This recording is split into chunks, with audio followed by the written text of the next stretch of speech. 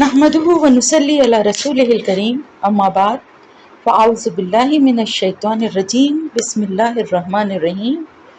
Rabbi इश्रह ली सदरी व यस्सिर ली अमरी वहलुल उक़दतम मिन लिसानी यफ़क़हू क़ौली आमीन या रब्बुल आलमीन। जैसे कि मैंने आप लोगों से वादा किया था कि दज्जाल और याजूज माजूज और सबसे पहले हज़रत मेहदी अलैहिस्सलाम कब आएंगे और आएंगे कि नहीं आएंगे, इन टॉपिक्स पे वो कि कुरान से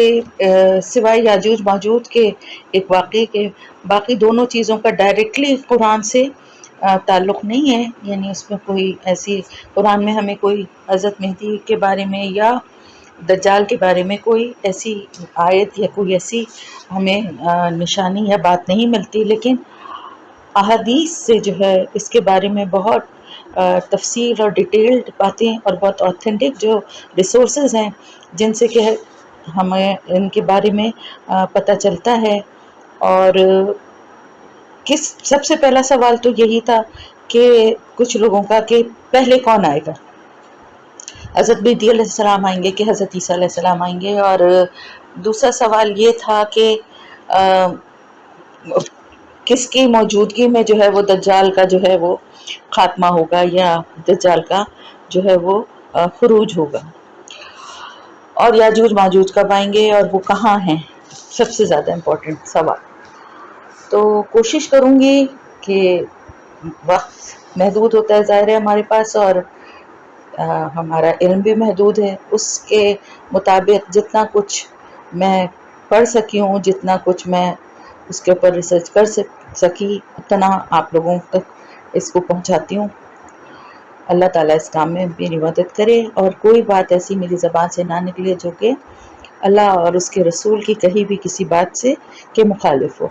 तो कोशिश यही है ज़्यादातर कि जो अहादीस से और उससे जो कुछ बातें हमें पता चली हैं हम सबसे पहले उनका जिक्र करेंगे। तो सबसे पहले तो ये बात बता दूं कि क़यामत की निशानियों में से क़यामत के करीब जो है ना, क़यामत की कुछ असल में सुगरा निशानियाँ होंगी यानी छोटी निशानियाँ होंगी, और कुछ कुबरा निशानियाँ होंगी यानी बड़ी निशानियाँ होंगी। तो दोनों चीज जो निशानियां हैं उनमें भी थोड़ा सा गैप होगा, यानी पहले जो है अलामतें क़यामत की जाहिर होना शुरू हो जाएंगी और उन निशानियों में जो है ना, ये जो आजकल भी हमें जो नज़र आ रहे हैं, ये ज़लज़ले, ये तूफ़ान, ये सैलाब, और इसकी और सबसे बढ़कर ये कि लोगों में जो है बुराई जो है वो बहुत ज़्यादा फैल गई है, गलत बातों का इर्तिकाब, गुनाहों का इर्तिकाब ढिठाई से होने लगा है। और ये सब क़यामत की निशानियां हैं कि लोग जो हैं वो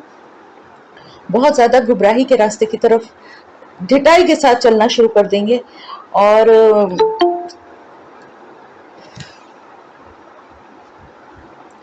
जैसा कि हमें आजकल भी नज़र आ रहा है, और हर तरफ आप देखें ना कि कितनी दीन से दूरी और वो सारी चीज़ें जो कि अहादीस में हमें निशानियां, मैं उन निशानियों के ऊपर नहीं जाऊंगी ज़्यादा तफसील में क्योंकि वो एक अलग बहुत डिटेल टॉपिक है, लेकिन बहरहाल उसकी बहुत सारी निशानियां और अलामात जो हैं वो हम देख रहे हैं, जो क़ुर्ब क़यामत की और आसार क़यामत की जो निशानियां हैं। एग्जैक्टली जो क़यामत कब आएगी इसका इल्म अल्लाह के सिवा किसी को भी नहीं है। अल्लाह के रसूल हज़रत मोहम्मद मुस्तफ़ा सल्लल्लाहु अलैहि वसल्लम ने ये फरमाया कि मेरे और क़यामत के बीच में, यानी क़यामत मुझसे इतनी करीब है, दोनों उंगलियों को अपने आपने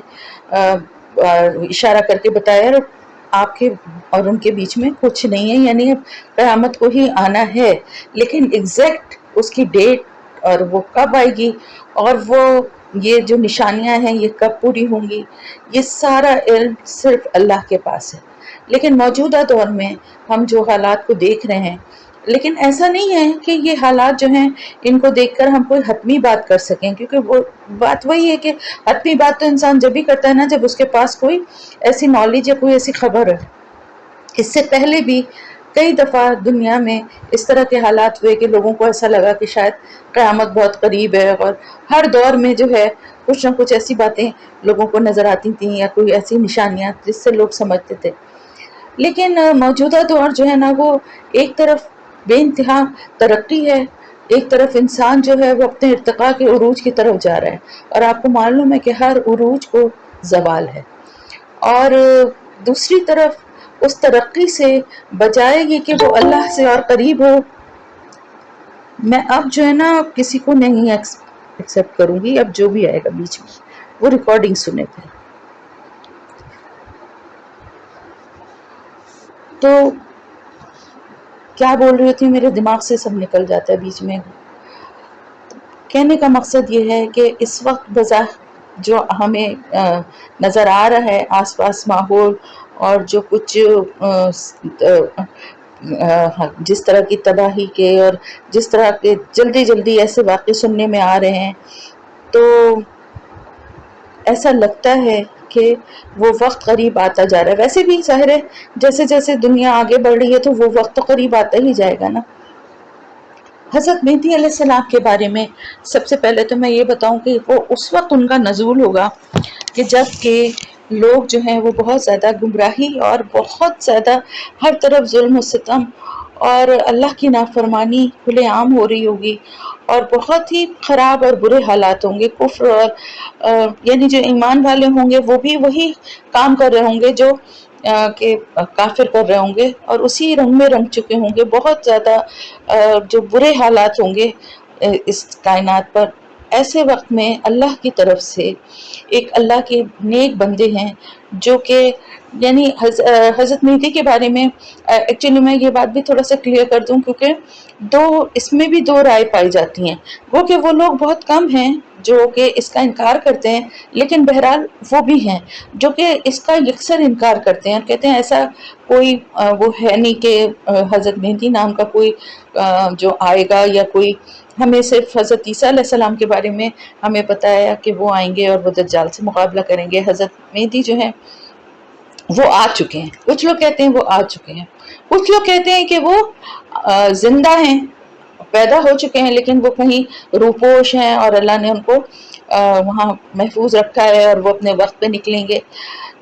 تو اس طرح کی کوئی بات جو ہے وہ ہمیں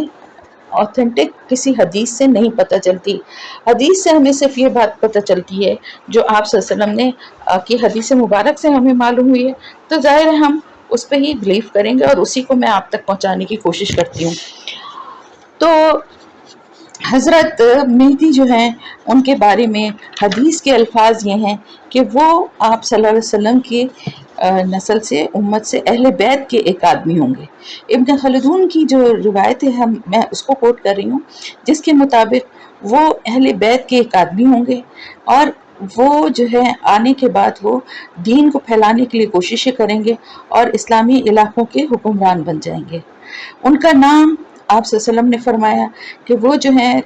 جب آئیں گے تو ان کا نام میرے نام پر اور ان کے باپ کا نام میرے باپ کے نام پر ہوگا. یعنی وہ بھی محمد بن عبداللہ ہوں گے علوی حسنی، یہ ہوگا ان کا نام. اور وہ حضرت حسن بن ابو طالب کی اولاد میں سے ہوں گے. حضرت حسن بن ابو طالب کی یعنی آپ صلی اللہ علیہ وسلم کی بیٹی جو حضرت فاطمہ اور حضرت علی کی جو اولاد تھے حضرت حسن، ان کی اولاد میں سے ہوں گے. اور وہ آنے کے بعد ہر طرف انصاف اور جو ہے حق اور انصاف کا رائج کر دیں گے نظام. اور بہت یعنی اللہ تعالیٰ کی طرف سے ان کو راتوں رات جو ہے ان کی ٹریننگ ہوگی. یعنی وہ ایک عام انسان کی طرح ہی ہوں گے، باقی لوگوں کی طرح ہی ہوں گے، نیک اور اچھے انسان ہوں گے، لیکن ان کی ٹریننگ راتوں رات اللہ کی طرف سے ہوگی کہ وہ پھر اس طرح سے مسلمانوں کی کمانڈ سنبھالیں گے، اور مسلمانوں کے جو دین پہ چلنے والے لوگ ہوں گے وہ آہستہ آہستہ ان کے ساتھ شامل ہونا شروع ہوں گے، اور پھر وہ مل کے لوگوں سے جنگ بھی کریں گے، اور آہستہ آہستہ جو ہے وہ کچھ علاقوں پر، کچھ جگہوں پر جو ہے وہ اسلامی حکومت قائم کر لیں گے. انہی کے دور میں ایکچولی یہ سب ایک سلسلے کی کڑیاں ہیں. حضرت مہدی علیہ السلام، اور پھر دجال کا آنا، اور پھر حضرت عیسیٰ علیہ السلام کا آنا، اور پھر یہ یاجوج ماجوج، یہ سب ایک سلسلے کی کڑیاں ہیں. حضرت مہدی علیہ السلام کے دور میں ہی پھر دجال کا فتنہ جو ہے وہ سر اٹھائے گا. اور دجال کے فتنے کے بارے میں اب آپ کو میں کچھ تفصیل بتاتی ہوں، کچھ حدیثیں بتاتی ہوں جن میں کہ اس کے بارے میں اس کا وہ کہاں ہے اور وہ اس کے بارے میں کیا پیشن گوئی کی گئی ہے، تو یہ آپ کو ذرا تفصیل سے پتہ چلے. سب سے پہلے تو یہ سمجھ لیجئے، جیسا کہ میں نے آپ کو بتایا تھا کہ آپ صلی اللہ علیہ وسلم کی حدیث کے مطابق یعنی جو 30 دجال جو ہیں وہ دنیا میں آئیں گے. حقیقی جو دجال ہے اس کے آنے سے پہلے دجال یعنی ایک فتنہ، جو کہ دجل کا مطلب ہے فریب اور دھوکہ یعنی دھوکے باز. اور میں نے آپ سے کہا تھا کہ جیسے یہ غلام احمد قادیانی جو تھا یہ بھی دجال ہی تھا، لیکن یہ سب چھوٹے چھوٹے یعنی ان کا وہ اسٹیٹس نہیں ہے جو مسیح دجال. مسیح اس کا ٹائٹل ہے. مسیح کیوں ہے؟ کیونکہ وہ بھی وہی سب کچھ کرے گا جو کہ حضرت عیسیٰ علیہ السلام کو مسیح کیوں کہتے تھے؟ 2 باتوں کی وجہ سے کہتے تھے نا. ایک تو یہ کہ وہ اپنے ٹچ سے مس کر کے وہ اللہ کے حکم سے بیمار کو صحت یاب کر دیتے تھے نا. کوڑ کے مریض ہوں یا مادرزاد اندھے ہوں ان کو صحت یاب کر دیتے تھے. تو یہ بھی اسی طرح کے جو ہے وہ جو کرتب دکھائے گا اور دعویٰ کرے گا پہلے نبوت کا اور اس کے بعد پھر خود کو رب ہونے کا دعویٰ کر دے گا. تو یہ کیا اس کا یہ ٹائٹل ہے. دوسری وجہ یہ تھی کہ حضرت مسیح عیسیٰ علیہ السلام کو مسیح اس لیے کہا جاتا تھا کہ انہوں نے بہت ٹریولنگ بہت کی تھی، اس لیے بھی مسیح کہا جاتا تھا. ایک جگہ سے دوسری جگہ بہت سفر کیا تھا، تو یہ بھی بہت سفر کرے گا، مختلف علاقوں میں پوری دنیا میں گھومے گا. آپ صلی اللہ علیہ وسلم کی صحیح مسلم سے یہ روایت ہے کہ آپ صلی اللہ علیہ وسلم نے فرمایا کہ آدم کی پیدائش سے لے کر قیامت کے قائم ہونے تک دجال سے بڑا کوئی فتنہ نہیں ہے. یعنی اتنا بڑا فتنہ ہے جو کہ سب سے بڑا فتنہ ہے انسان کے لیے، مومن کے لیے. حضرت عبداللہ بن عمر کہتے ہیں کہ جب رسول اللہ صلی اللہ علیہ وسلم نے حج کیا تو لوگوں کو خطبہ دیا اور مسیح دجال کا تفصیلی ذکر کیا اور فرمایا کہ اللہ نے جس نبی کو بھی دنیا میں بھیجا اس نے اپنی امت کو دجال کے فتنے سے ضرور ڈرایا ہے. نوح علیہ السلام نے بھی یہ ڈراوا دیا اپنے جو قوم تھی جس کو وہ تبلیغ کرتے تھے، تو دجال کے آنے کا بتایا اور اس سے ڈرایا. اور میں نے آپ کو بتایا بھی تھا کہ یہودیوں کو بھی اس کا پتہ تھا اور وہ جو ہے انہوں نے حضرت عیسیٰ علیہ السلام پہ جو ہے یہ الزام لگا دیا تھا. اور بعد میں آنے والے جتنے بھی پیغمبر تھے انہوں نے بھی اسی طرح اپنی امتوں کو، اپنی قوموں کو اس فتنے سے آگاہ کیا. آپ صلی اللہ علیہ وسلم نے فرمایا کہ اگر میرے سامنے دجال نکل آیا تو میں تمہاری اس سے کفایت کروں گا، یعنی میں اس کے مقابلے میں تمہارے لیے کافی ہوں گا. اور اگر میرے بعد وہ نکلا تو یہ یاد رکھنا کہ تمہارا رب کانا نہیں ہے. کیوں یہ بات کہی؟ اس لیے کہ وہ خدائی کا دعویٰ بھی کرے گا نا، اور ایمان والوں کی بڑی سخت آزمائش ہوگی. کیوں ہوگی آزمائش؟ کیونکہ وہ ایسی ایسی چیزیں کر کے دکھائے گا کہ جس کو دیکھ کے جن لوگوں کے ایمان نہیں ہوں گے یا کمزور ہوں گے وہ فوراً اس کے دھوکے میں، اس کے جال میں آ جائیں گے. اور دوسری بات یہ ہے کہ آپ نے یہ بھی فرمایا کہ اس دور کے جو نیک لوگ ہوں گے، جو اللہ پہ یقین رکھنے والے، وہ جو ہے نا تمہارے ایمان، تم لوگوں کی بھی حفاظت کریں گے. کس طرح؟ ان کی ثابت قدمی دیکھ کے باقی لوگوں کو بھی اندازہ ہوگا کہ یہ جھوٹ بول رہا ہے. ٹھیک ہے. پھر دوسری بات یہ کہ وہ زمین میں چلے گا اور میرا رب یعنی آسمان اور زمین جو ہیں وہ میرے رب کی ملکیت ہے. اس کو زمین پہ یعنی وہ عام انسانوں کی طرح رب، ہمارا جو رب ہے ہمارا وہ تو زمین اور آسمان کا مالک ہے، وہ عام انسانوں کی طرح زمین پہ چلتا ہوا تھوڑی نظر آئے گا. آپ صلی اللہ علیہ وسلم نے فرمایا خبردار رہو، دجال کی دائیں آنکھ پھولے ہوئے انگور کی طرح ہوگی. یعنی اس کی ایک آنکھ. اچھا ایک بات اور بھی بتا دوں، کچھ جو میں نے پڑھا اپنی اس ریسرچ کے دوران جب میں پڑھ رہی تھی تو بہت ساری چیزیں پڑھتے ہیں، تو بہت سارے لوگوں نے اس طرح سے دجال کو پورٹری کیا ہے کہ شاید اس کی ایک ہی آنکھ ہے جو کہ ماتھے پر ہے. ایسا نہیں ہے، اس کی بھی دونوں آنکھیں، جس طرح دونوں آنکھیں اپنی جگہوں پر ہی ہوں گی، لیکن اس کی ایک آنکھ جو ہے وہ جیسے پھولے ہوئے انگور کی طرح، یعنی وہ باہر کو لٹکی ہوئی ہوگی، بے نور ہوگی، اور ایک آنکھ صرف جو ہے وہ کام دے رہی ہوگی. اور آپ سے نے فرمایا کہ اس کی دونوں آنکھوں کے درمیان کفر لکھا ہوا ہوگا، اور ہر اہل ایمان جو ہے وہ اس کو پڑھنے پہ قادر ہوگا. یعنی وہ چاہے ان پڑھ بھی ہو، چاہے وہ عربی یا اردو جانتا بھی نہ ہو، پھر بھی یہ کفر جو ہے وہ اپنے ایمان کی وجہ سے اس کی دونوں آنکھوں کے درمیان لکھا ہوا پڑھ لے گا، باقیوں کو نظر نہیں آئے گا. پھر یہودیوں میں سے ہوگا اور ان کے درمیان ہوگا، اور اس کی کوئی اولاد نہیں ہوگی. یہ سب احادیث، مختلف احادیث سے جو کچھ ہے اس کی ڈیٹیل میں آپ کو بتا رہی ہوں. صحیح مسلم سے روایت ہے کہ آپ صلی اللہ علیہ وسلم نے فرمایا کہ میں اس کو اس سے زیادہ جانتا ہوں، یعنی میں اتنا اسے جانتا ہوں جتنا وہ خود بھی نہیں جانتا. اس کے ساتھ 2 بہتی ہوئی نہریں ہوں گی، ایک دیکھنے میں پانی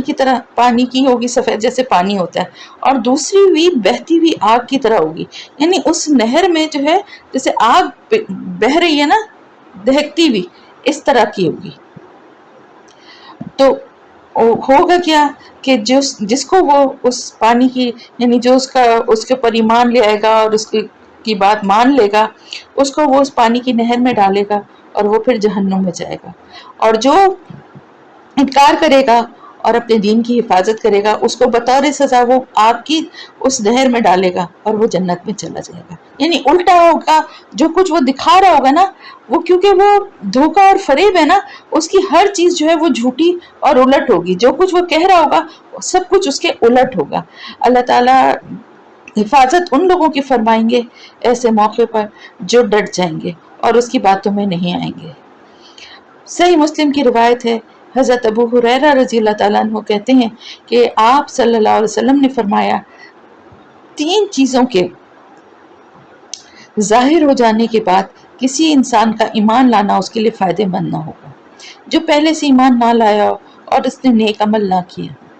یعنی دجال کے آنے کے بعد ایمان لانا، نیک عمل کرنا فائدہ نہ دے گا.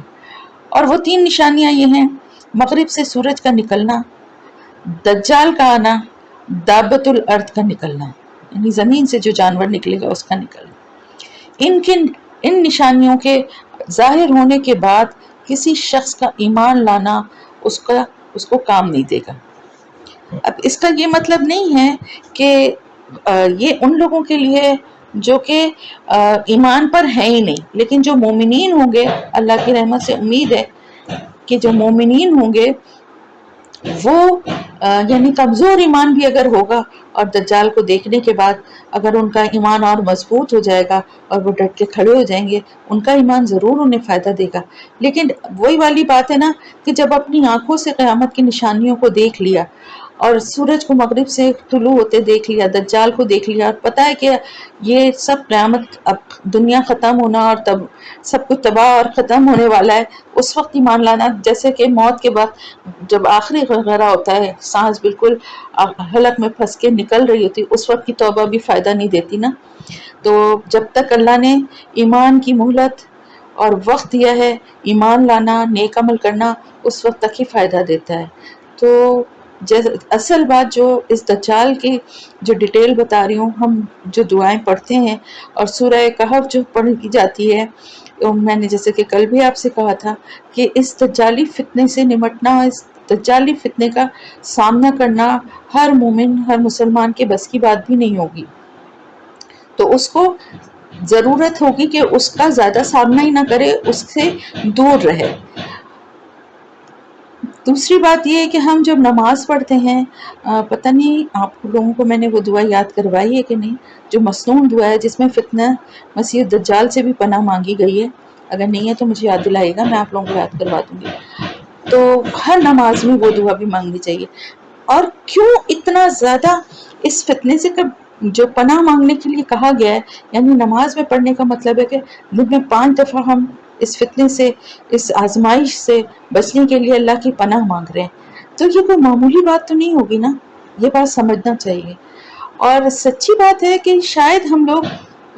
اتنا سیریسلی اس چیز کو نہیں سمجھتے، اس چیز کو نہیں لیتے کہ یہ فتنہ جو دجال کا ہے یہ ہمارے لیے، ہماری اولادوں کے لیے یہ کتنی بڑی آزمائش، خدا نہ خواستہ اللہ نہ کرے کہ کسی کو بھی اس کا سامنا یہ دیکھنا پڑے، لیکن بہرحال کچھ نہ کچھ لوگ تو ہوں گے جو اس وقت جو موجود ہوں گے، ان سب کو بہت زیادہ ضرورت ہوگی کہ وہ اللہ سے دعائیں کریں اپنے ایمان کی حفاظت کی، اور کثرت سے نیک عمل کریں۔ اب آپ کو میں ایک طویل حدیث سنا رہی ہوں کہ جس میں آپ کو یعنی اس کو تھوڑا سا، اس کو بھی میں نے مختصر تو کیا ہے لیکن پھر بھی وہ کافی طویل ہے، اور اس میں جو ہے نا آپ کو ایگزیکٹلی پتہ چلے گا کہ دجال جو ہے وہ اس دنیا میں ہی موجود ہے اور کہیں پر قید ہے۔ تو یہ جو ایک حدیث اور ایک یہ روایت ہے، یہ آپ صلی اللہ علیہ وسلم سے جو ہے یہ یعنی ایک خاص دن کی بات ہے کہ جس میں آپ صلی اللہ علیہ وسلم کی طرف سے منادی کی گئی کہ اور جب سب لوگ نماز کے لیے جمع ہوئے تو آپ صلی اللہ علیہ وسلم نے نماز کے بعد ان سب لوگوں کو روک لیا۔ یہ حدیث جو ہے فاطمہ بنت قیس سے روایت ہے کہ انہوں نے یہ بتایا کہ ایک دن منادی ہوئی اور جب سب نماز کے لیے جمع ہوئے تو نماز پڑھنے کے بعد آپ صلی اللہ علیہ وسلم نے صحابہ کرام کو سے فرمایا کہ سب اپنی نماز کی جگہوں پر ہی بیٹھے رہیں۔ فاطمہ بنت قیس جو ہے وہ بھی اس جماعت میں، کیونکہ آپ کو پتہ ہے وہاں پر عورتوں کی بھی پیچھے جو صفیں ہوتی تھیں، عورتیں بھی مسجد میں جا کے نماز پڑھتی تھیں۔ پھر آپ نے صحابہ کرام سے سوال کیا کہ کیا تم جانتے ہو کہ میں نے تم لوگوں کو کیوں روکا ہے؟ تو صحابہ کرام نے جواب دیا کہ اللہ اور اس کے رسول زیادہ بہتر جانتے ہیں۔ آپ صلی اللہ علیہ وسلم نے فرمایا میں نے تمہیں کسی بات سے ڈرانے یا ترغیب دینے کے لیے نہیں جمع کیا، یعنی کسی چیز کا شوق دلانے کے لیے یا کسی کا چیز کا خوف دلانے کے لیے جمع نہیں کیا، بلکہ میں نے تمہیں اس لیے جمع کیا ہے کہ تمیم داری ایک عیسائی تھے، بس وہ آئے اور انہوں نے بیعت کر لی، اور بیعت کرنے کے بعد مسلمان ہونے کے بعد انہوں نے مجھے یہاں ایک واقعہ سنایا، ایک بات بتائی ہے، اور وہ میں تم لوگوں کو بتانا چاہتا ہوں۔ اور وہ بات کیا تھی؟ وہ بات یہ تھی کہ اب جو ڈیٹیل بتا رہے ہیں نا، اور اس کے بعد آپ ذرا غور سے سنیے گا کہ ہو سکتا ہے آپ لوگوں نے یہ حدیث سنی بھی ہو اور اس ڈیٹیل کو پہلے سے جانتے ہوں، لیکن پھر بھی میں ایک دفعہ دوبارہ آپ کے سامنے اس کو دہراتی ہوں کہ ہوا یہ کہ انہوں نے یہ خبر دی کہ وہ 30 آدمیوں کے ساتھ سمندر کے سفر پر تھے۔ 1 ماہ تک وہ سمندر میں سفر کرتے رہے، راستہ بھٹک گئے، اور راستہ بھٹک کے ان کا جو جہاز تھا وہ ادھر ادھر نہ جانے انہیں کہاں کہاں جو ہے بھٹکاتا رہا، لہریں جو ہیں اس ادھر ادھر دھکیلتی رہیں، یہاں تک کہ وہ ایک جزیرے پہ پہنچ گئے۔ جس وقت وہ وہاں پہنچے تو اس وقت سورج غروب ہو رہا تھا۔ انہوں نے چھوٹی کشتیوں میں بیٹھ کر سب کے سب جو ہیں وہ اس جزیرے میں داخل ہوئے۔ جب وہ اس جزیرے میں داخل ہوئے تو انہیں وہاں پر ایک جانور ملا جس کے جسم پر بہت زیادہ کثرت سے بال تھے، بالوں کی اتنی کثرت تھی کہ انہیں اس کے آگے اور پیچھے کا پتہ نہیں چل رہا تھا، یعنی اس کا چہرہ منہ کس طرف ہے اور اس کی بیک کس طرف ہے یہ بھی اندازہ نہیں ہو رہا تھا، اتنا زیادہ تھا۔ انہوں نے کہا تو ہلاک ہو، تو کیا چیز ہے؟ اس نے کہا میں جساسہ ہوں، جیم سین الف سین اور گول والی ہے جساسہ۔ انہوں نے پوچھا یہ جساسہ کیا چیز ہے؟ جساسہ کہتے ہیں اصل میں ایک جاسوس، جو جاسوسی کرتا ہے نا اس کو کہتے ہیں، جو بہت زیادہ جاسوسی کرے، ٹھیک ہے۔ تو انہوں نے کہا کہ تم یہاں کیا کر رہے ہو اور کیا چیز ہو؟ تو اس نے کہا، کوئی جواب نہیں دیا۔ اس نے کہا دیکھو یہاں ایک گرجا میں موجود ایک آدمی ہے، وہ تمہاری خبریں سننے کا بڑا انتظار کر رہا ہے، تمہارا منتظر ہے۔ تو انہوں نے کہا کہ جب اس نے اس آدمی کا ہم سے ذکر کیا تو ہمیں خوف لاحق ہوا کہ یہ جانور جو ہے یعنی بول بھی رہا ہے اور کچھ عجیب سی باتیں کر رہا ہے، تو یہ کہیں شیطان نہ ہو۔ تو ہم تیزی سے چل رہے اور چلتے ہوئے اس گرجا میں داخل ہو گئے۔ وہاں ہم نے دیکھا کہ ایک بھاری بھرکم قد کاٹ کا، یعنی ایک بہت بڑی ہائٹ کا بہت جسامت والا ایک آدمی جو ہے وہ وہاں پر نہایت سختی سے بندھا ہوا ہے، اور اس کے گھٹنوں سے ٹخنوں تک لوہے کی زنجیریں بندھی ہوئی تھیں، یعنی لوہے کی زنجیروں سے وہ جکڑا ہوا تھا، اور اس کے دونوں ہاتھ جو تھے وہ اس کی گردن کے ساتھ بندھے ہوئے تھے۔ ہم نے پوچھا تو ہلاک ہو تو کیا چیز ہے؟ اس نے کہا میرا پتہ تو تمہیں چل ہی جائے گا، یہ بتاؤ کہ تم کون ہو؟ تو انہوں نے کہا کہ ہم عرب سے آئے ہیں، عرب کے لوگ ہیں، اور ہم جہاز میں سوار ہوئے تو سمندر میں بھٹک گئے، طوفان آ گیا، مہینے بھر تک ہم لہریں ہمیں ادھر ادھر پھینکتی رہیں، یہاں تک کہ ہمیں اس جزیرے کے کنارے تک لے آئیں، تو ہم کشتیوں میں بیٹھ کر اس جزیرے میں داخل ہوئے۔ یہاں ہمیں جانور ملا جس کے جسم پر بہت بال تھے، بالوں کی کثرت کی وجہ سے اس کے آگے پیچھے کا کچھ پتہ نہیں چل رہا تھا۔ ہم نے اس سے پوچھا تو اس نے کہا میں جساسا ہوں۔ ہم نے پوچھا یہ جساسا کیا چیز ہے؟ تو اس نے کوئی جواب نہیں دیا، اور کہا کہ گرجے میں موجود اس آدمی کی طرف جاؤ، وہ تمہاری خبریں سننے کا بہت شوق سے انتظار کر رہا ہے، تو ہم تیزی سے تمہاری طرف آئیں اس ڈر سے کہ کہیں یہ شیطان نہ ہو۔ اب یہ بتاؤ کہ تم کون ہو؟ اس نے کہا، اس نے بھی یہ جواب نہیں دیا کہ وہ کون ہے، بلکہ اس نے یہ کہا پہلے مجھے بیسان کے نخلستان کا حال سنو۔ ہم نے کہا اس نخلستان کے بارے میں کیا پوچھنا چاہتے ہو؟ اس نے کہا میں جاننا چاہتا ہوں کہ کیا اس کے درختوں پر پھل آتے ہیں یا نہیں۔ ہم نے کہا ہاں ہاں، کھجوریں خوب کھجوروں کے وہاں کثرت سے درخت ہیں اور خوب پھل آتے ہیں۔ اس نے کہا ان قریب وہ زمانہ آنے والا ہے جب وہ درخت پھل نہ دیں گے۔ پھر اس نے کہا کہ مجھے تبریا کی جھیل کے بارے میں بتاؤ، اس کی کوئی خبر دو۔ ہم نے پوچھا تم کیا خبر جاننا چاہتے ہو؟ اس نے کہا کیا اس میں پانی ہے؟ ہم نے کہا ہاں اس میں بہت پانی ہے۔ وہ بولا اس کا پانی بہت جلد ختم ہو جائے گا۔ کچھ یاد آیا آپ لوگوں کو تبریا کے پانی سے؟ جب ہم سورہ کہف کر رہے تھے اور یاجوج ماجوج کا پڑھ رہے تھے کہ وہ تبریا کی جھیل تک آئیں گے اور پوری جھیل کا پانی پی لیں گے اور پانی ختم ہو جائے گا، یاد آیا؟ تو یہ وہی نشانی ہے۔ اس نے کہا اس کا پانی بہت جلد ختم ہو جائے گا۔ پھر اس نے کہا مجھے زغر کے چشمے کے بارے میں بتاؤ۔ ہم نے پوچھا کون سی بات معلوم کرنا چاہتے ہو؟ اس نے کہا کیا چشمے میں پانی ہے اور لوگ اس کے پانی سے کھیتوں کو سیراب کرتے ہیں؟ ہم نے کہا ہاں ہاں اس میں تو بہت پانی ہے، اور وہاں کے رہنے والے اس سے کھیتوں کی آبیاری بھی کرتے ہیں، ان کی کھیتی باڑی جو ہے وہ اسی کے ذریعے سے ہو رہی ہے۔ تو اس نے کہا اچھا بہت جلد ایسا ہوگا کہ وہاں کوئی پانی نہیں رہے گا، ان چشموں میں پانی نہیں رہے گا۔ پھر اس نے کہا مجھے امی جو نبی ہیں ان کے بارے میں بتاؤ صلی اللہ علیہ وسلم، انہوں نے کیا کیا کیا ہے؟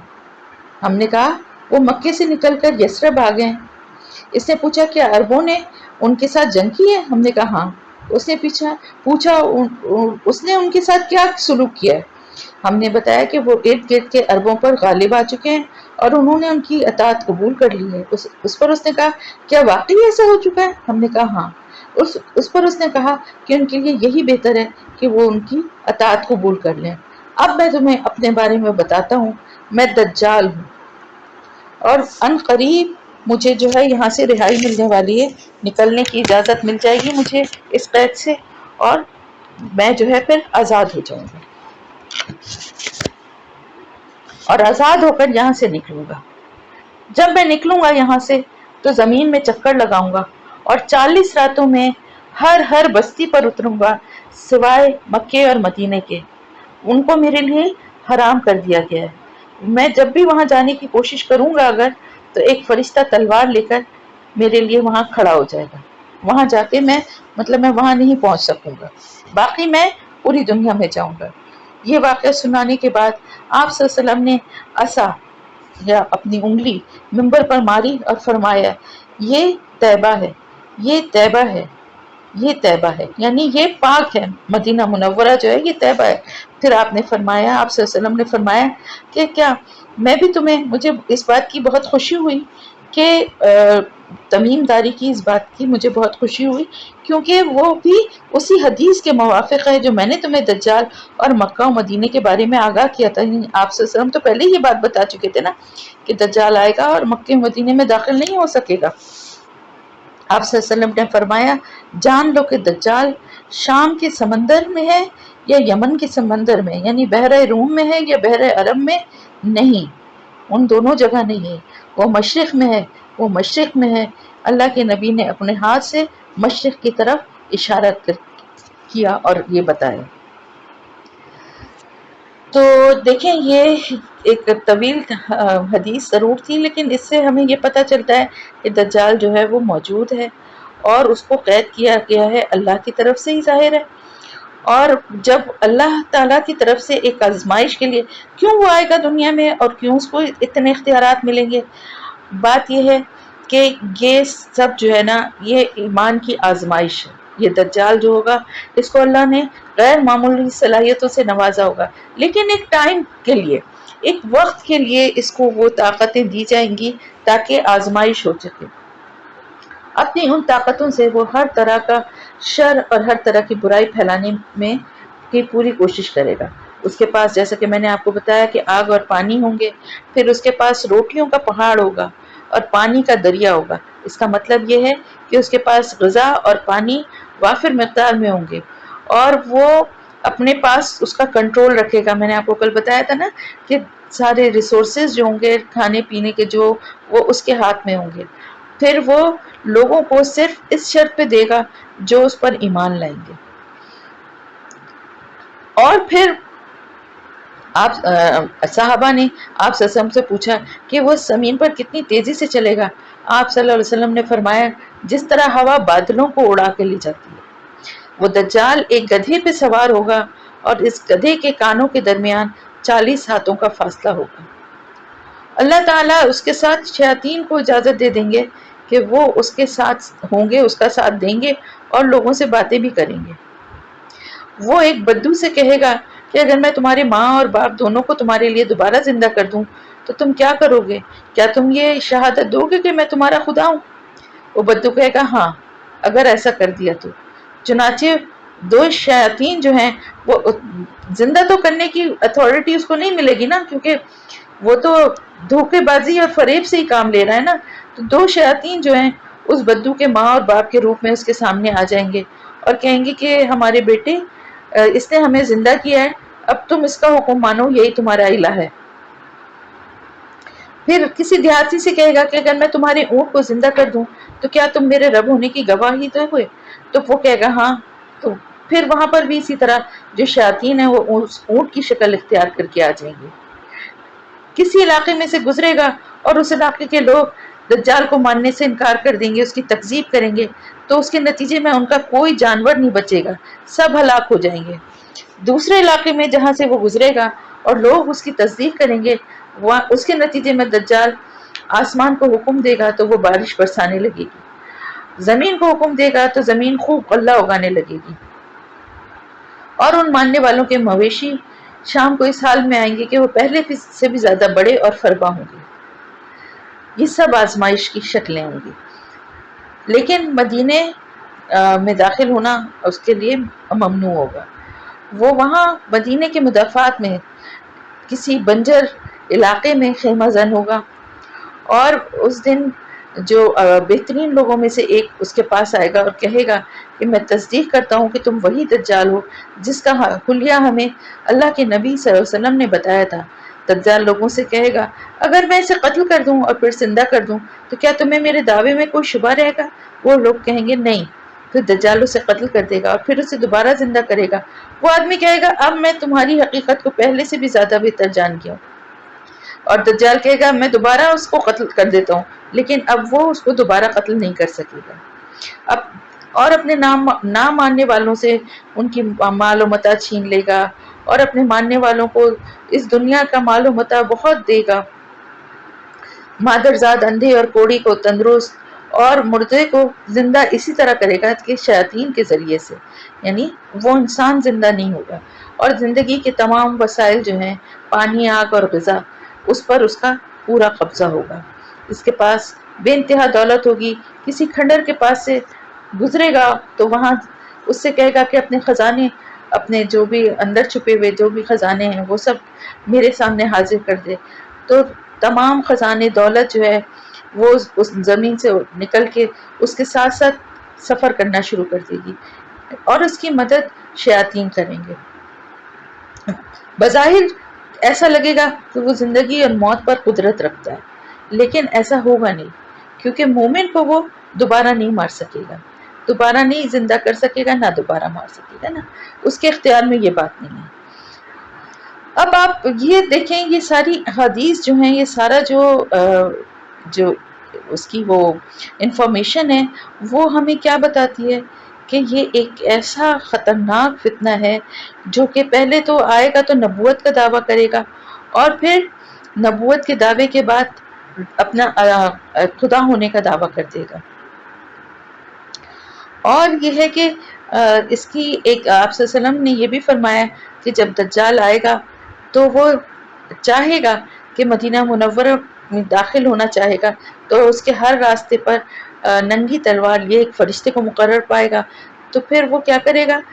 وہ اپنے خیمے پر ضرب لگائے گا، مدینہ منورہ کو 3 جھٹکے لگیں گے، جس کے نتیجے میں ہر منافق مرد اور عورت اور فاسق مرد اور عورت مدینے سے نکل کر اس کے ساتھ چلے جائیں گے، اس طرح مدینہ گناہگاروں سے پاک ہو جائے گا۔ پھر جو دجال کے ہاتھوں مریں گے، جن کو وہ قتل کر دے گا، ان کا کیا ہوگا؟ جو لوگ دجال کے یا اس کے ساتھیوں کے ہاتھوں شہید ہوں گے، ان کی قبریں تاریک اندھیری راتوں میں بھی چمک رہی ہوں گی، اور ایک اور روایت ہے کہ ان کا شمار افضل ترین شہداء میں ہوگا۔ اچھا، اب آپ یہ دیکھیں کہ یہ ساری باتیں آپ کو دجال کے بارے میں پتہ چل گئیں کہ دجال جو ہے وہ کتنا خطرناک فتنہ ہوگا، اور دجال جو ہے وہ کس کس طرح سے لوگوں کو ٹیسٹ کرے گا، ان کو آزمائے گا، ان کا امتحان لے گا۔ اہل ایمان جو ہے وہ کوشش یہ کریں گے کہ وہ، جیسے کہ میں نے آپ کو بتایا کہ وہ ایسی جگہوں پہ جہاں پر اس کا سامنا نہ ہو اور اس سے دور رہنے کی کوشش کریں گے، اور ایسا کرنا بھی چاہیے، اس سے مقابلہ کرنا یا اس کے سامنے آ کے جو ہے اس وقت ان کی پوزیشن ایسی نہیں ہوگی۔ پھر کیا ہوگا؟ دجال، حضرت ابو ہریرہ رضی اللہ تعالیٰ عنہ سے روایت ہے کہ پھر اب کیا ہوگا، اب اس کا خاتمہ بھی تو ہونا ہے نا، اس کے بھی کچھ اثرات جو ہیں وہ بنیں گے۔ اب دجال کی ابتدا سے انتہا تک جو امت کی یہ رہنمائی ہمیں آپ سسن کی حدیث کے ذریعے ملتی ہے کہ وہ 40 دن تک حکومت کرے گا، جس کا پہلا دن جو ہے وہ 1 سال کا ہوگا، اور پھر حضرت ابن مریم کے ہاتھوں وہ قتل ہوگا۔ کس طرح ہوگا؟ آخری بار اردن کے علاقے میں عفیق نامی گھاٹی پر نمودار ہوگا، مسلمانوں اور دجالی لشکروں کے درمیان جنگ ہوگی۔ اس سے پہلے کیا ہوگا؟ اس سے پہلے کا تھوڑا سا میں آپ کو بیک گراؤنڈ بتاؤں۔ اس سے پہلے ہوگا یہ کہ حلب اور انطاکیہ کے درمیان ایک علاقہ ہے آماق، وہاں پر کیا ہوگا، رومی فوجیں، یعنی کون رومی فوجیں کون سی ہیں؟ عیسائی، وہ نکلیں گے، اور ان کے ساتھ مقابلہ کرنے کے لیے دمشق شہر سے یا مدینہ سے جو روئے زمین پہ بہترین لوگ ہیں، اور جو گمان یہی ہے کہ مہدی علیہ السلام کی سرکردگی میں ان سے مقابلے کے لیے وہ لشکر نکلے گا، جب وہ دشمنوں کے سامنے سفارا ہوں گے، یعنی یہ اس وقت کی بات ہے جبکہ دجالی فتنہ جو ہے وہ ظاہر ہو چکا ہوگا۔ تو رومی کہیں گے تم ہمارے اور ان لوگوں کے درمیان سے ہٹ جاؤ جنہوں نے ہمیں قیدی بنایا ہوا، یعنی وہ وہاں کے رہنے والوں سے جنگ کرنے کے لیے آئے ہوں گے جو حلب اور انطاکیہ کے درمیان جو وہاں لوگ رہ رہے ہیں۔ تو مسلمان جو ہیں وہ کہیں گے کہ نہیں، ہم ہرگز یہاں سے تمہارے سامنے سے نہیں ہٹیں گے اور تمہارا مقابلہ کریں گے۔ پھر کیا ہوگا کہ ان میں سے 1/3، 1/3 جو ہوں گے وہ اپنی شکست تسلیم کر کے پہلے ہی فوج کو دیکھ کے، اس لشکر کو دیکھ کے یا ان کی اس ترغیب سے متاثر ہو کے اس جنگ کو چھوڑ کر چلے جائیں گے، اور وہ لوگ جو ہوں گے وہ ہوں گے جن کی توبہ اللہ کبھی قبول نہیں کرے گا۔ کیوں؟ اس لیے کہ آپ کو معلوم ہے میدان جنگ سے جو ہے وہ پیٹ پھیرنا جو ہے گناہ کبیرہ میں سے ہے۔ 1/3 ان میں سے وہ ہوں گے جو کہ اس لڑائی میں اس جنگ میں شہید ہو جائیں گے، جو کہ اللہ کے نزدیک افضل ترین شہداء میں سے ہوں گے۔ 1/3 جو ہیں وہ فتح پا لیں گے، فتح یاب ہوں گے، ان رومیوں کے لشکر سے پہ فتح پا لیں گے، اور پھر وہ قسطنطنیہ کو دوبارہ فتح کریں گے۔ ابھی تو دیکھیں قسطنطنیہ جو ہے، یعنی یہ جو کانسٹینٹینوپل اس کا پرانا نام تھا، تو وہ اس کو دوبارہ ترکی میں جو ہے اس کو فتح، ابھی تو مسلمانوں کے پاس ہی ہے نا، لیکن اندازہ یہ ہوتا ہے، نشانیاں جو بتائی جا رہی ہیں کہ یہ شاید ایک دفعہ پھر مسلمانوں کے ہاتھوں سے نکل جائے گا۔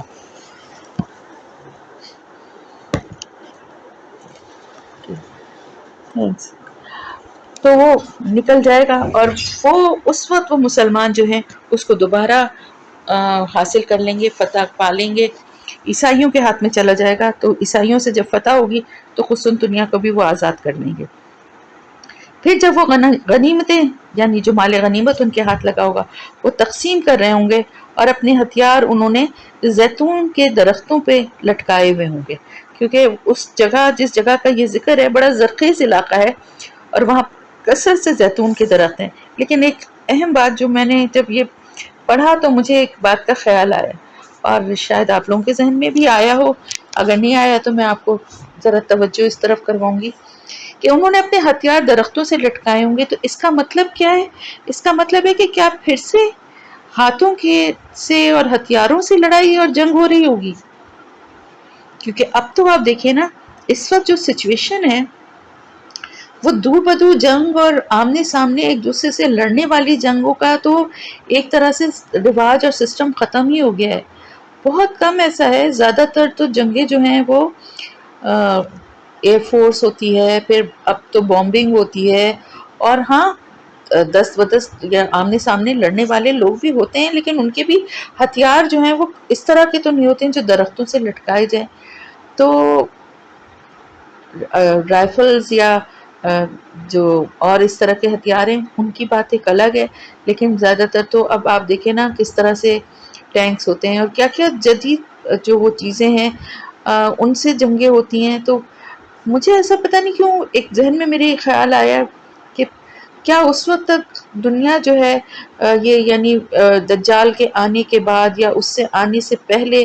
آپس کی جنگوں یا لڑائیوں میں اس حد تک ختم یا تباہ ہو چکے ہوں گے کہ ایک دفعہ پھر جو ہے پرانے اس کی طرف لوٹ گئے ہوں گے؟ اللہ بہتر جانتا ہے، یا ہو سکتا ہے کہ انہوں نے اپنی گنز اور رائفلز اور کلاشنکوفز درختوں پہ لٹکائی ہوں۔ بہرحال تو وہ ابھی انہوں نے یہ لٹکا کے اور وہ مال غنیمت جو غنیمتیں ان کو حاصل ہوں گی ان کی تقسیم کر ہی رہے ہوں گے کہ شیطان چیخ کر اعلان کرے گا کہ مسیح الدجال خبر تو لو، جا کے تمہارے پیچھے تمہارے گھر والوں کو، تمہاری بیوی بچوں کو تو اس مسیح الدجال نے جو ہے ان پر حملہ کر دیا ہے، اور ان کو مار رہا ہے، اور ان کو جو ہے اپنا اس کا نشانہ بنا رہا ہے۔ اب یہ سب فوراً جو ہے وہاں سے نکل پڑیں گے،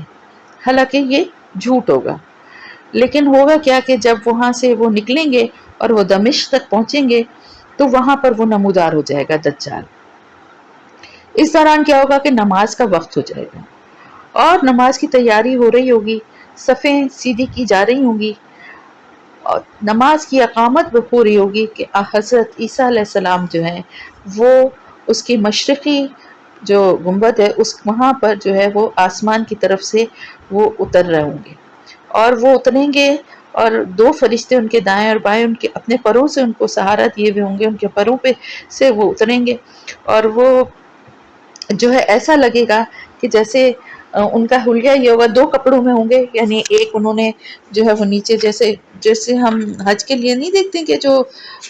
ہوتا ہے احرام، کہ ایک نیچے کپڑا لپیٹا ہوا ہوتا ہے اور ایک اوپر جو ہے وہ لیا ہوا ہوتا ہے، تو بالکل اسی طرح سے انہوں نے بھی لیا ہوا ہوگا، اور ان کے بالوں سے ایسا لگ رہا ہوگا کہ جیسے پانی ٹپک رہا ہے، ہلکے زرد رنگ کا لباس ہوگا ان کا، لگ رہا ہوگا کہ جیسے پانی ٹپک رہا ہے، حالانکہ ٹپک نہیں رہا ہوگا۔ اور وہ جب آئیں گے تو وہ کہیں گے کہ یعنی نماز کا کیونکہ اقامت ہو رہی ہوگی، تو مہدی جو ہیں، حضرت مہدی جو ہیں وہ نماز کی امامت کے لیے کھڑے ہو رہے ہوں گے، تو وہ حضرت عیسیٰ علیہ السلام کو جب دیکھیں گے اور وہ ان کے لیے جگہ چھوڑ دیں گے کیونکہ ظاہر ہے وہ پیغمبر ہیں، تو پیغمبر کا درجہ عام انسان کتنا بھی نیک ہو اس سے تو برتر ہی ہے. لیکن حضرت عیسیٰ علیہ السلام کہیں گے کہ آپ ہی امامت کریں. کیونکہ کیوں کہیں گے وہ یہ؟ کیونکہ قرآن جو ہے وہ ظاہر ہے اس کی تعلیم یا اس کی نالج جو ہے اور اس کی جو آیات ہیں وہ تو ان کو ہی یاد ہوں گی نا. اور حضرت عیسیٰ علیہ السلام کے پاس اس وقت تک جو کتاب تھی وہ انجیل تھی، وہ اس کی تلاوت اور اس کی آیات کو جانتے ہوں گے جو کہ اب منسوخ ہے. اور قرآن جو ہے وہ سب کتابوں میں زیادہ اس کی فضیلت ہے کیونکہ اپنی اصل کی شکل میں بھی وہی موجود ہے. تو وہ ان سے کہیں گے کہ آپ امامت کروائیں. اور حضرت عیسیٰ علیہ السلام ان کے پیچھے جو ہے وہ نماز ادا کریں گے. اب اس کے بعد وہ جو ہے وہ نکلیں گے اس سے دجال سے مقابلے کے لیے. اور کہا جاتا ہے کہ باب لد کے پاس، باب لد جو ہے وہ اسرائیل کا وہاں پر ایئرپورٹ ہے، جس جگہ پہ جو باب لد ہے وہاں پر وہ دجال کو پا لیں گے. اور دجال جیسے ہی ان کو دیکھے گا تو ایسے پگھلنے لگے گا جیسے پانی میں نمک گھول دو نا تو پگھلنے لگتا ہے. اور اگر وہ نہ بھی اس کو قتل کرتے تو وہ گھل کے ویسے ہی ختم ہو جاتا. لیکن اللہ تعالیٰ نے یہ دکھانا تھا لوگوں کو اور اس کو قتل کروانا تھا حضرت عیسیٰ علیہ السلام کے ہاتھوں. تو حضرت عیسیٰ علیہ السلام اپنی تلوار سے اس کو قتل کریں گے اور لوگوں کو ان کے ہتھیار پر ان کا خون، اس کا دجال کا خون دکھایا جائے گا. پھر حضرت عیسیٰ علیہ السلام کی سانس، جو وہ سانس لے رہے ہوں گے، اس کی بھاپ جہاں تک پہنچے گی، یعنی جہاں تک ان کی سانس پہنچے گی نا وہاں تک جتنے کافر ہوں گے وہ سب مر جائیں گے. اور ان کی سانس کہاں تک پہنچے گی؟ حد نظر تک، یعنی جہاں تک ان کی نظر جا رہی ہوگی. ویسے تو نارملی سانس تو اتنی دور تک نہیں ہماری جاتی نا، لیکن اللہ کی طرف سے یہ ان کو اس وقت یہ دی جائے گی صلاحیت کہ ان کی سانس جو ہے ان کی حد نظر تک جائے گی. اور جہاں تک ان کی سانس پہنچے گی وہاں تک کافروں کا جو ہے وہ کافر جو ہے وہ مر جائیں گے. تو پھر کیا ہوگا کہ ایسے وقت میں وہ کافروں کو، جو خاص طور سے یہودیوں کو وہ قتل کرنے کے لیے وہ نکلیں گے، تو درخت اور پتھر بھی پکاریں گے کہ اے روح اللہ. اگر وہ اس کے پیچھے پناہ لیں گے تو وہ کہیں گے کہ یہ ہمارے پیچھے ایک کافر چھپا ہوا ہے، یہ ہمارے پیچھے ایک یہودی چھپا ہوا ہے. سوائے غرقت کے درخت، غرقت کی جھاڑی اور درخت ہوتے ہیں جو کہ کثرت سے اسرائیل میں خاص طور سے اگائے جا رہے ہیں اور بہت ان کی پلانٹیشن ہو رہی ہے کیونکہ ان کو پتا ہے کہ صرف یہی درخت جو ہے وہ ان کو پناہ دے گا، وہ نہیں بتائے گا اگر اس کے پیچھے کوئی چھپا ہوا ہوگا. لیکن حضرت عیسیٰ علیہ السلام چن چن کر ان کو ختم کریں گے. سوائے اسلام کے دنیا میں کوئی مذہب نہیں رہ جائے گا، کیونکہ اگر کچھ عیسائی بچے بھی ہوں گے تو وہ حضرت عیسیٰ علیہ السلام کو دیکھنے کے بعد، اور وہ کیونکہ اسلام مذہب کو قبول کریں گے اور اس مذہب پہ ہوں گے تو وہ بھی مسلمان ہو جائیں گے اور یہودیوں کا خاتمہ ہو جائے گا. اور اسلام کے سوا دنیا میں کوئی مذہب نہیں رہے گا. سلیب کو وہ توڑ دیں گے، سور کو ہلاک کر دیں گے ہمیشہ کے لیے، وہ ختم ہو جائے گا. انصاف قائم کریں گے، ہر طرف امن و امان ہوگا، بے انتہا خوشحالی ہوگی. بڑا ہی یعنی سمجھیے کہ وہ ایک خوبصورت اور آئیڈیل پیریڈ ہوگا دین کی بالادستی کے ساتھ. بڑا ہی ایک وہ زمانہ ہوگا، وہ کہ مختصر ہوگا. حضرت عیسیٰ علیہ السلام اپنی باقی کی جو زندگی اور عمر ہے وہ گزاریں گے اور اپنی یہاں شادی بھی کریں گے، اور پھر اپنی طبعی عمر گزارنے کے بعد ان کا انتقال ہوگا. اور جب ان کا انتقال ہوگا تو ان کو حضور اکرم صلی اللہ علیہ وسلم کے جو جہاں پر آپ کی قبر مبارک ہے وہیں پر ان کو جو ہے وہ جگہ بنا کے وہاں پر ان کو دفن کیا جائے گا، حضرت عیسیٰ علیہ السلام کو بھی. اچھا، حضرت عیسیٰ علیہ السلام کی بات کمپلیٹ ہو گئی. بیچ میں رہ گیا کون؟ یاجوج ماجوج. یاجوج ماجوج کے بارے میں قرآن نے جو کچھ ہمیں بتایا ہے، اچھا اس میں ایک بڑی ڈیٹیلڈ بحث بھی ہے، اور جو کہ آج کل کے جو ریسرچز اور ماڈرن جو نظریات اور قرآن پہ جو تحقیق ہو رہی ہے اس کے حساب سے بھی ہے. اس وقت میں اتنی ڈیٹیل اس میں نہیں جاؤں گی کیونکہ ہمیں اس کو اپنا کمپلیٹ کرنا ہے اور ہمیں دعا بھی کرنی ہے، تو جاگنے والی رات ہے، سب کو اپنی اپنی عبادتیں بھی کرنی ہوں گی. تو بہرحال جتنا قرآن میں یاجوج ماجوج کا ذکر ہے سورہ کہف میں، ہم پھر اسی کی بات کریں گے. سورہ کہف میں اور بھی کچھ قصے تھے، لیکن یہ کہ اب ٹائم نہیں ہے کہ میں سارے قصوں کو یہاں پر کروں، تو یاجوج ماجوج چونکہ اسی سے ریلیٹڈ ہیں تو ہم ان کے بارے میں جان لیتے ہیں کہ وہ ایک ایسی قوم، ذوالقرنین کا ہمیں سورہ کہف میں ایک ایسے بادشاہ کا ذکر ملا جو کہ جس کے لیے اللہ تعالیٰ فرماتے ہیں کہ اللہ نے وہ بہت اسباب، یعنی بہت بڑی حکومت اور ایسے اسباب دیے کہ جس سے کہ وہ یعنی دیکھیں نا، اللہ اپنی نعمتیں، اپنی حکومت اور اللہ کی طرف سے اسباب حاصل ہونا اللہ کی نعمتیں ہیں نا، لیکن اگر کسی کافر یا اللہ پہ ایمان جو نہیں رکھتے اور سرکش ہوتے ہیں تو وہ پھر خود الہ ہونے کا دعویٰ کر دیتے ہیں، یا اپنی سرکشی سے دوسروں کو نقصان اور ان پہ ظلم کرتے ہیں، ایسی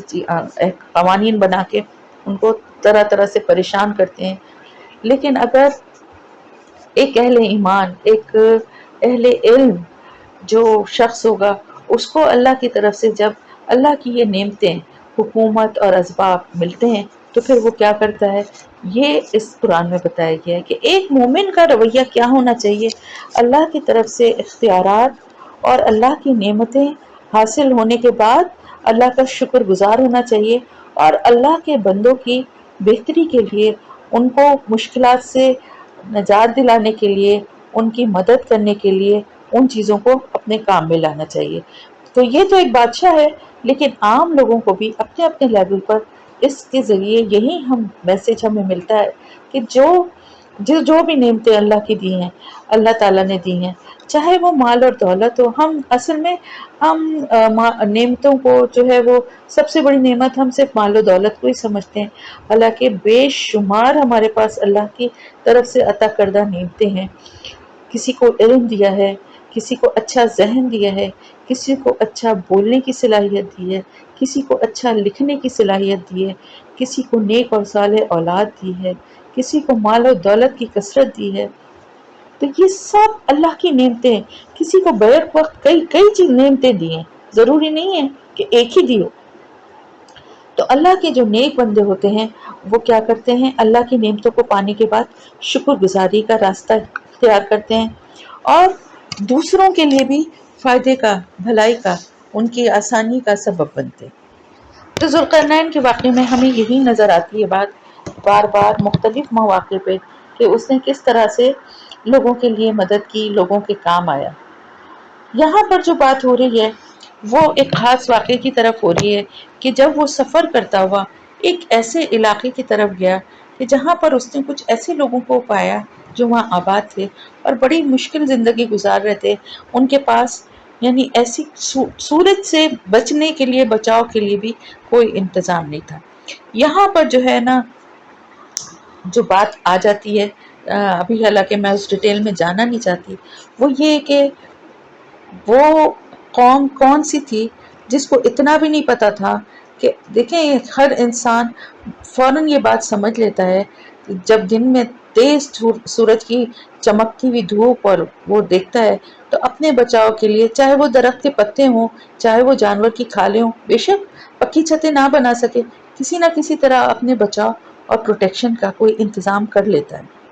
اور یہاں سے ہی اس بات کو تقویت ملتی ہے کہ یہ بات کسی اور جگہ کی ہو رہی ہے، اس زمین کی نہیں ہو رہی۔ آگے مزید بھی ہمیں کچھ ایسے جو باتوں سے ہم دیکھیں نا، ہمیں غور و فکر تو ہر اینگل سے کرنا ہے نا، اور یہ کوئی گناہ نہیں ہے، کوئی منع نہیں ہے۔ تو کیا ہوا کہ وہ ان لوگوں تک جب پہنچے، وہ ان کی زبان بھی نہیں سمجھتے تھے، لیکن بہرحال کسی طرح سے انہوں نے اتنا کمیونیکیٹ کیا کہ اپنی بات کو ان کو سمجھانے میں کچھ کامیاب ہو گیا۔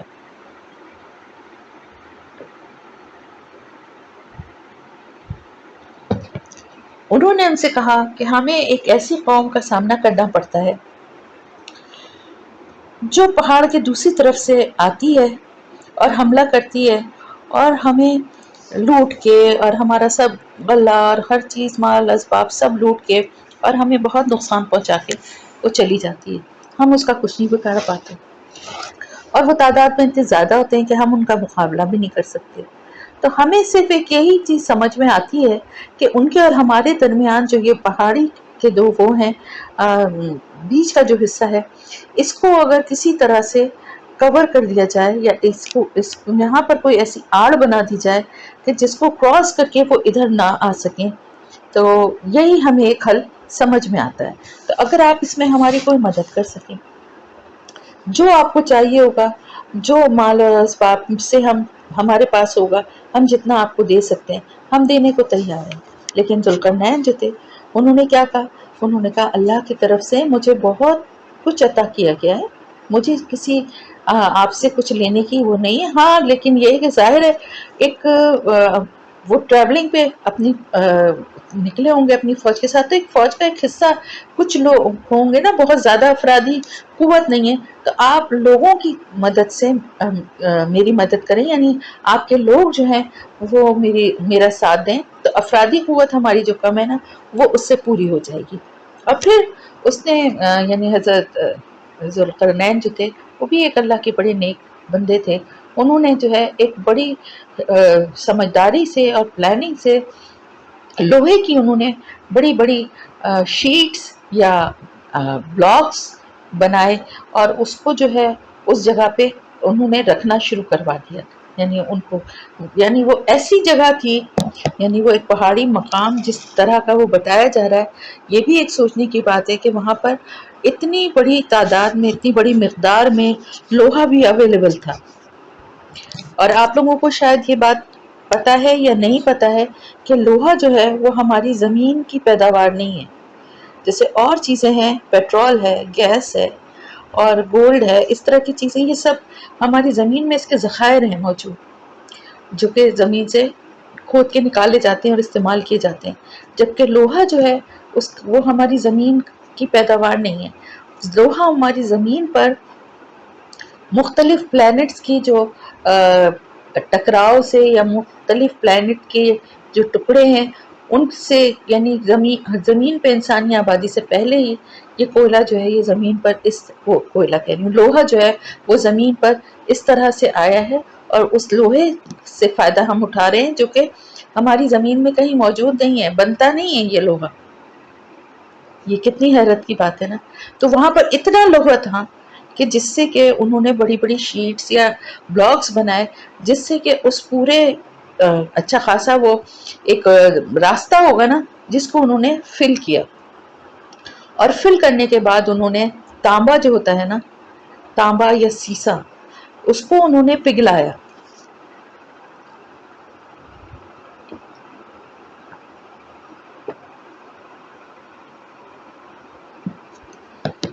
اس کو پگھلا کے اس پگھلے ہوئے سیسے کو جو ہے انہوں نے اس کے اوپر جب ڈالا تو وہ ایسا سیل ہو گیا، آپ کو پتا ہے کہ وہ تو کسی طرح سے وہ ٹوٹا، اور اس کو یعنی وقت کے ساتھ بھی وہ اتنی تیزی سے کوئی خراب یا گلنے والی چیز نہیں ہے، اتنی مضبوط انہوں نے وہاں پر وہ دیوار بنا دی جس کے پیچھے اس قوم کو قید کر دیا جسے کہ یاجوج ماجوج کہتے ہیں۔ قرآن میں ہمیں اس کی تفصیل دو جگہ ملتی ہے، ایک ہمیں دو جگہ ہاں میرے خیال سے ملتی ہے، اور دونوں جگہ ان کا ذکر جو ہے وہ اس طرح سے ہے کہ وہ پہاڑ سے، یعنی بلندی سے اس طرح سے تیزی سے دوڑتے ہوئے آئیں گے، اور وہ یعنی اتنی کثرت میں ہوں گے جیسے چونٹیاں، یا ایک وہ ہوتا ہے نا ایک تیزی سے چونٹیوں کے، کبھی آپ نے دیکھا ہے کہ ان کا جو گھر یا وہ بنا ہوا ہوتا ہے، کبھی وہ کسی وجہ سے کہیں کچھ ٹوٹ جائے یا اس میں پانی یا کوئی ایسی چیز ہو اور وہ چونٹیاں اس میں سے نکل کے بھاگے، تو ہزاروں کی تعداد میں کیسے چونٹیاں بھاگتی ہیں، اتنی کثیر تعداد میں وہ ہوں گے۔ اور ان کے بارے میں کہا یہ جاتا ہے، اب میں پہلے یہ پورا واقعہ بتاؤں پھر ہم تھوڑا سا اس پہ غور کر لیں گے ابھی جتنا ٹائم ہے۔ تو انہوں نے وہاں پر ان کو قید کر دیا اور اس کے بعد وہ چلے گئے۔ اب وہ اس جو جگہ جہاں پہ وہ قید ہیں وہاں سے وہ روزانہ اس دیوار کو توڑنے کی کوشش کرتے ہیں، اس میں سوراخ کرنے کی کوشش کرتے ہیں کہ وہ اتنی ٹوٹ جائے کہ وہ وہاں سے نکل سکے۔ روزانہ وہ اس میں سے اتنا سوراخ کر لیتے ہیں کہ جس سے کہ سورج کی روشنی ان کو نظر آنے لگتی ہے۔ اب یہ بھی دیکھیں ایک اور بات کہ مطلب اس طرف کیا سورج کی روشنی نہیں ہے، تو وہ سورج کی روشنی ان کو نظر آنے لگتی ہے، لیکن وہ پورا دن گزر چکا ہوتا ہے اور وہ تھک جاتے ہیں، تو وہ کہتے ہیں کہ ٹھیک ہے اب کل آ کے ہم اس کو باقی کو کریں گے تو یہ پورا یعنی یہ ٹوٹ جائے گا اور راستہ بن جائے گا۔ لیکن جب وہ دوسرے دن آتے ہیں تو پہلے سے بھی زیادہ اس دیوار کو مضبوط اور بالکل بنا ہوا پاتے ہیں۔ روز وہ یہ کوشش کر رہے ہیں، لیکن قیامت کے قریب جب اللہ تعالیٰ کا حکم ہوگا اور یہ کام ہونا ہوگا، ہر چیز جو ہے نا اللہ کی ایک پلاننگ اور ایک حکمت سے ہو رہی ہے۔ یہ آپ دیکھ رہے ہیں نا دجال کا آنا اور یہ سب کچھ ہونا، اللہ چاہے تو ایسا کچھ بھی نہیں ہو سکتا نا، کوئی آ کے مومنوں کو دھوکہ نہیں دے سکتا، کوئی آ کے اس طرح سے آزمائش نہیں کر سکتا، لیکن در حقیقت کی آزمائش اللہ کی طرف سے۔ اور اس کی وجہ یہ ہے کہ لوگ جب اتنے زیادہ گمراہی اور اتنی زیادہ اللہ سے دور ہو جائیں گے تو پھر ایک آخری ان کی آزمائش ہوگی، اس میں سے جو اہل ایمان ہوں گے، یعنی کمزور بھی ہوگا جن کا ایمان، لیکن اہل ایمان ہوں گے، ان کا ایمان اور مضبوط ہو جائے گا، اور جن کا ایمان ڈاماڈول ہوگا وہ پھر کفر کے راستے پہ چلے جائیں گے۔ یہ بہت سخت آزمائش ہوگی۔ تو یہ جو یاجوج ماجوج ہیں یہ جب آئیں گے تو وہ دیوار کو ایک دن وہ یہ کریں گے، قیامت کے قریب یہ ہوگا کہ وہ اس دیوار کو کریں سوراخ کریں گے، اس کو توڑنے کی کوشش کریں گے، اور پھر کہیں گے کہ ان میں سے ایک کہے گا کہ چلو اب چلتے ہیں، اتنا تو توڑ دیا ہے ہم نے، اب انشاءاللہ کل آ کے باقی توڑنی ہے۔ اب انشاءاللہ کہنے کی برکت سے جب دوسرے دن آئیں گے تو وہ اتنا جتنا وہ توڑ کے گئے تھے اتنا ہی ان کو ملے گا ٹوٹا ہوا، تو مزید جو ہے وہ پھر توڑیں گے اور اس دیوار میں اتنا بڑا سوراخ کر لیں گے، راستہ بنا لیں گے کہ وہ پھر تیزی سے جو ہے جو بلندی سے آئیں گے تو وہ دنیا میں پھیل جائیں گے، اور وہ اتنی کثیر تعداد میں ہوں گے، اور وہ ان کی خوراک اتنی زیادہ ہوگی، جیسے ابھی میں نے بتایا نا کہ وہ جو تبریہ دریائے تبریہ اس کا پورا پانی پی جائیں گے،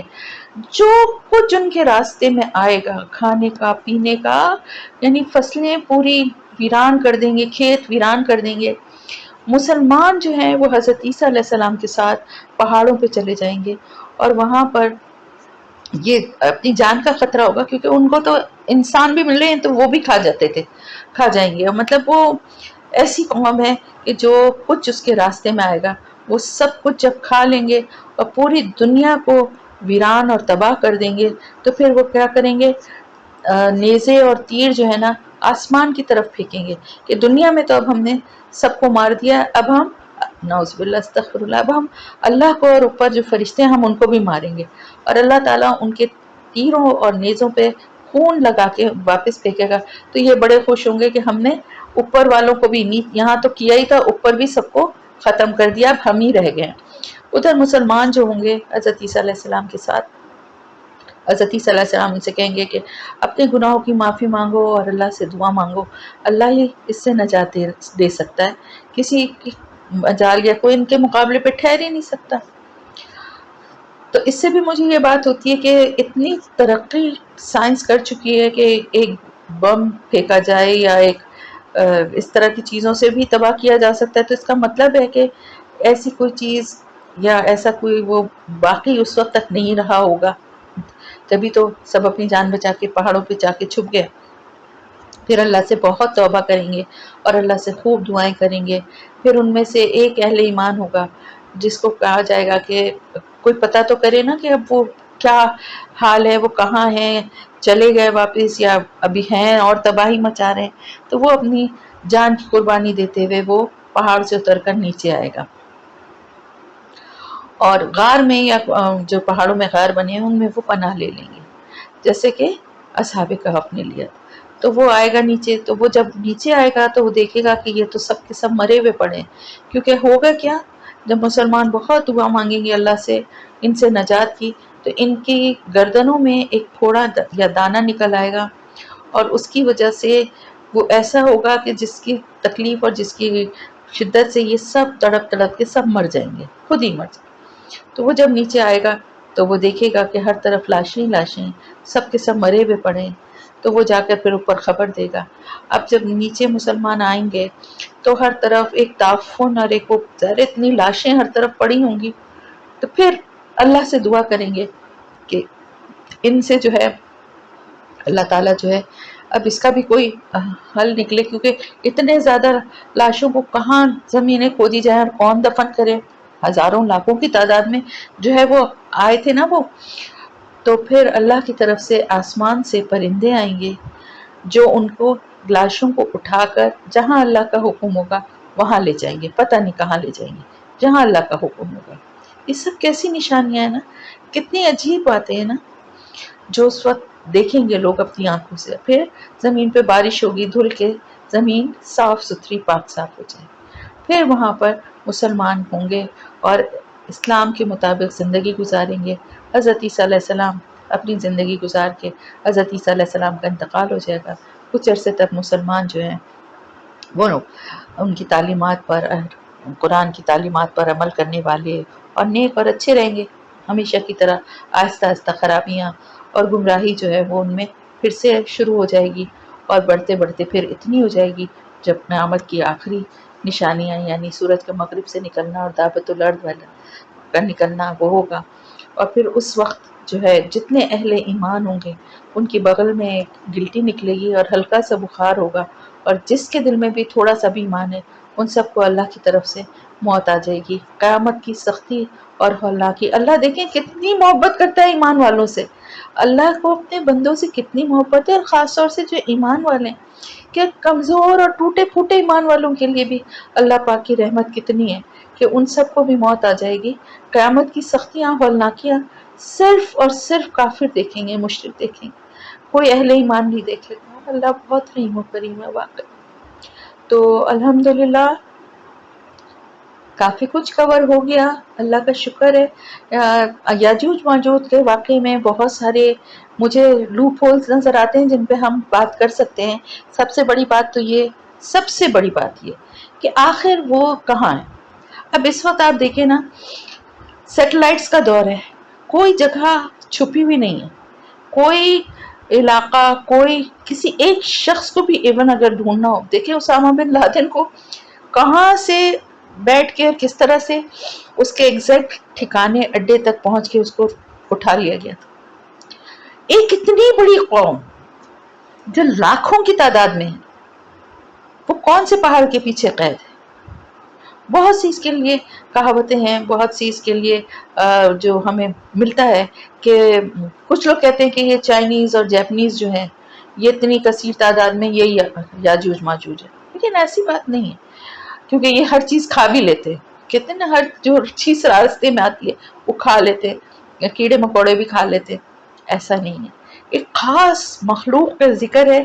جو کہ قید ہے اور اس وقت ہی جو ہے وہ نکلے گی۔ آپ کو شاید معلوم ہو یا نہ معلوم ہو کہ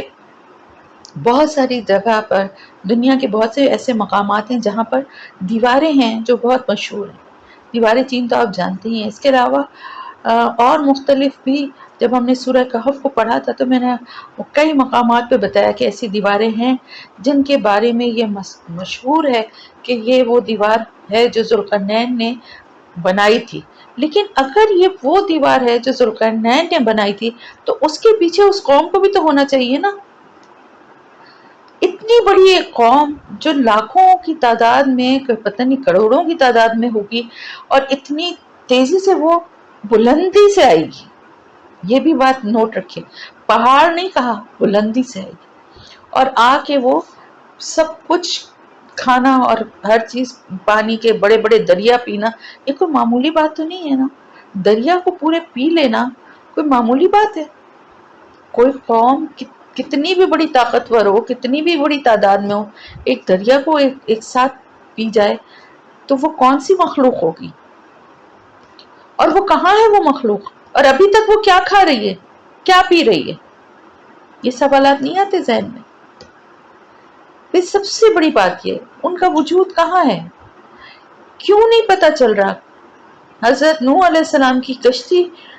اس کے تک کے ٹکڑے اور اس کے تک کے جو چیزیں ہیں اس کی پکچرز سیٹلائٹس کے تھرو جو ہے وہ لے لی گئی ہیں، اور اس کی ڈیٹیل اور سب چیزیں سب کے سامنے ہیں۔ ہر چیز اس وقت دنیا جو ہے وہ جتنی ترقی کر چکی ہے اور جتنی سائنس میں اور دوسری چیزوں میں اس وقت انسان جتنا آگے پہنچ چکا ہے، اس وقت دنیا ایک گلوبل ولیج بن گئی ہے، اور اس کا چپا چپا جو ہے وہ ہر ایک کے سامنے ہے. کسی کے لیے بھی آپ گوگل پہ کوئی بھی ایریا یا کوئی بھی جگہ کا نام ڈالیں اور اس کے بعد اس کا میپ آپ اگر اس پہ سرچ کریں تو اس جگہ کا میپ آ جائے گا. آپ اس کو اور مزید جتنا ڈھونڈنا چاہیں، جتنا کلوز کرنا چاہیں، جتنا بڑا کرنا چاہیں، چھوٹا کرنا چاہیں، ایک ایک چیز آپ کی نظروں کے، ہم عام لوگوں کی نظروں کے سامنے. تو یہ جو ریسرچرز ہیں، یہ جو سائنٹسٹ ہیں، یہ کیا کیا دیکھتے ہوں گے، یہ سیٹلائٹس کے تھرو کہاں کہاں تک ان کی نظر پہنچتی ہوگی. تو ایک اتنی بڑی دیوار جو کہ لوہے کی بنی ہوئی، سیسا پلائی ہوئی، اور ایک اتنی بڑی قوم کہاں غائب ہے، کیوں اوجھل ہے لوگوں کی نظروں سے، اور ایک دم سے کہاں سے آ جائے گی. اور اگر وہ زمین پر ہے تو وہ ابھی تک کیا کر رہی ہے، کیا کھا رہی ہے، کیا پی رہی ہے، اس پہاڑ کے پیچھے قید ہے. اور وہ قوم جو تھی جس کے پاس سورج سے چھپنے کے لیے کوئی انتظام نہیں تھا، وہ قوم کون تھی، کہاں تھی؟ ہمیں ایسی بھی کوئی قوم نہیں ملتی نا. تو یہ کچھ سوالات ہیں، انشاءاللہ تعالی اس پہ کریں گے بات. تھوڑا سا رمضان گزر جائے اور تھوڑا سا ہو تو ایک اسپیشل اس پہ بھی کر لیں گے، دیکھیں گے ٹائم جیسا ملے گا. فی الحال تو آپ کا یہ آج کا سیشن کمپلیٹ ہوا، اور رمضان کا جو ہے یہ سمجھ لیں کہ جو ہمارا قصص القرآن کا سلسلہ چل رہا تھا وہ بھی آج ختم ہوتا ہے. اب آخر میں جو ہے اگر کوئی سوال ہے تو کر لیجئے، تو پھر میں دعا کروا دوں.